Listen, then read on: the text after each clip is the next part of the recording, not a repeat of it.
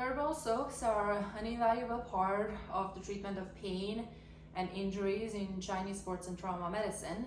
So in this video, I'm going to go over the 4 soaks we use in the clinic and recommend for patients for home use as well. These soaks have been around forever. They've been widely used by practitioners of Chinese medicine, by martial arts practitioners, and by bone setters for centuries.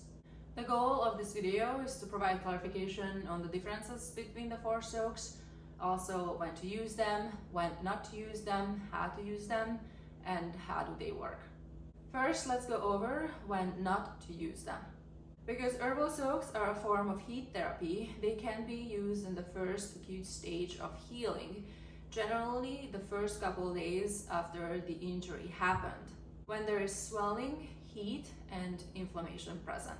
Because the goal in this stage is to cool or neutralize the area as opposed to warm it. Heat makes the symptoms, the swelling and pain, worse initially. I have spoken about the different stages of healing previously, so for more information, please watch this video on the topic. Also, the soaks can be used for fractures either, because for fractures the bones need to knit, and the herbs in these soaks have a dispersing, relaxing effect. I will post a video on how to heal fractures faster. It's on my list, I just haven't gotten around to it. Next, when to use the soaks.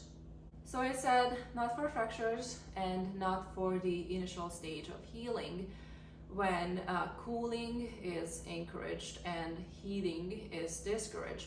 However, they are invaluable as healing progresses into the second and third stage of healing. When heat is encouraged and cooling therapies are discouraged, cooling in the second and third stage would delay the healing according to Chinese sports and trauma medicine.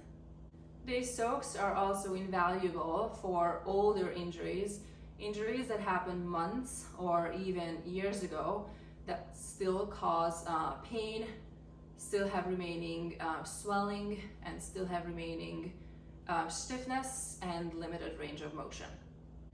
For example, an old ankle sprain that is still swollen and stiff, or a painful arthritic knee, calcified bunions, hallux rigidus, heel spurs, nagging plantar fasciitis, nagging plantar fasciosis, Achilles tendonitis, Achilles tendinosis, carpal tunnel syndrome, an old frozen shoulder that is still has very limited range of motion and restricted mobility.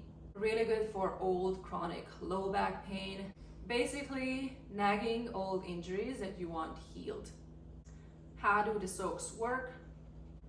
The warmth improves circulation, and the herbs help to disperse congealed blood and synovial fluids that are stuck in the tissue, limiting range of motion.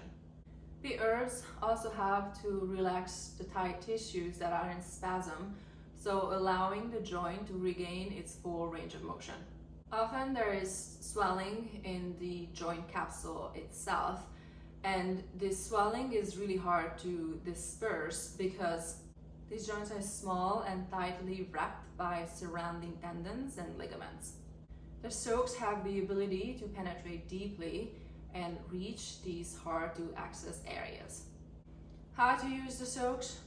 In the office, we have the patients soak their affected body part for 15-20 minutes before their session, before we do their mobility work or their exercises, or in conjunction with massage and acupuncture.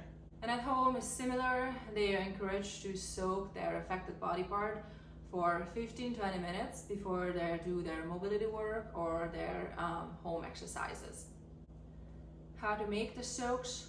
Put a bag of herbs into a large enough pot, add plenty of water to it, bring it to boil, let it shimmer for 20 minutes, and then let it cool off to a temperature that you can tolerate. And then you would soak your body part in this liquid for 15-20 minutes. And after use, let it to cool off, put it in the fridge, and every time you would want to use it, just put it back on the stove, warm it up to the temperature that you can tolerate, Soak your body part again and then repeat this for 5, 6, or even 7 days. Okay, next I'm gonna go over the 4 soaks more in detail and spell out the differences between each of them. The first soak is the tendon relaxing soak. This one, very useful soak for healing of muscle spasm, strains, sprains, muscle pulls, and injuries that are characterized by tightness, stiffness, and restricted mobility. This soak is also really good for old injuries that are still characterized by spasm, tightness, and restricted mobility. The herbs in it help to relieve spasm, relax the tissue, help reducing pain, and improve mobility. For example, I use this soap a lot for bunions that have been calcified, for various muscle spasms, tendons and ligaments that have become hard and inelastic, like bunions, hallux rigidus, hammer toes, plantar fasciosis, Achilles tendinosis, an ankle sprain that is healing but it still has a lot of restricted range of motion, restricted mobility, and a lot of stiffness. Dupiturin for the hands. Basically any joint or tissue that has stiffness, restricted mobility, restricted range of motion, I use the tendon relaxing soak for. The second soak is the warming soak, which is this one. This is extremely effective at relieving chronic pain and sensitivity to cold. I use this a lot for older injuries that are characterized by reduced circulation and pain, areas that are more sensitive to cold or cold to touch. Often, for example, when you touch someone and the affected area is cooler to the touch than the surrounding area, I would use the warming soak for. Also good for injuries that are worse in cold or cold and rainy weather, or if the area was iced extensively in the past. Cooling therapies, as I mentioned earlier, only beneficial in the first stage of healing. Later phases, we believe it just delays the healing process, and warming therapies are encouraged. I love this soak for any kind of arthritis, so arthritis of the hip, the knee, the shoulder. I use this for my thumbs. When I do a lot of manual therapy, I have chronic pain in both of my thumbs due to the manual work I do. Or I choose this soak for pain that is worse in the cold or cold rainy weather, or injuries that were over iced in the past and are still cooler to touch than the surrounding areas. The third soak, the trauma soak, which is this one. I mean, they all come in a white box.